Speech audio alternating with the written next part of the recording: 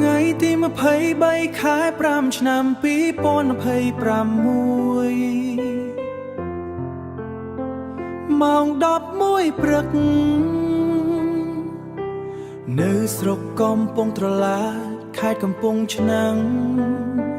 សោកនាដកម្មមួយបានធ្វើឲ្យមនុស្សជាច្រើនស្រក់ទឹកភ្នែក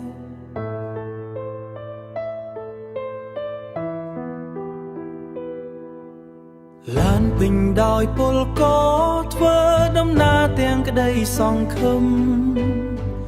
អ្នកខ្លះចង់ជួបកូនប្រពន្ធអ្នកខ្លះចង់វិលផ្ទះវិញតែមិននឹកស្មានថាផ្លូវមួយខ្សែប្រែคล้ายជាទុកសំលេងបុកលាន់ដូចគោធ្វើឲ្យមនុស្សភ័យគ្រប់គ្នាសោកនាដកម្មលើដងផ្លូវ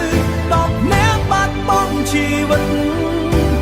53នាក់ទៀតរងរបួសទុកតែសំលេងយំអាណិតចិត្ត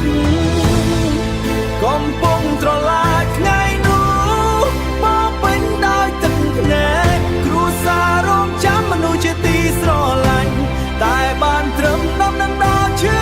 ចាប់ពលក៏ខំរកប្រាក់ដើម្បីជីវិតនឹងគ្រួសារមិនគិតថាការធ្វើដំណើរនឹងคล้ายជាពេលចុងក្រោយអ្នករបួសនៅមន្ទីរពេទ្យស្រែកហៅរកអ្នកជិតខាងអ្នកបាត់បង់គ្មានថ្ងៃត្រឡប់ទុកអនុស្សាវរីយ៍ឲ្យអ្នកនៅរស់សូមអ្នកបើកបរទាំងអស់ប្រុងប្រយ័ត្នគ្រប់វិនាទីព្រោះជីវិតមនុស្សមួយមានតម្លៃជាងអ្វីទាំងអស់សោកនាដកម្មម៉ោង11ព្រឹកនៅកំពង់ឆ្នាំងសែនសោកការដាសបីអ្នកទៀតរងទុក្ខវេទនា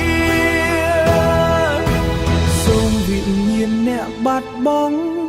បានសុខសាន្តលើឋានសួគ៌និងសូមឲ្យអ្នករបួសឆាប់ជាសះស្បើយវិញ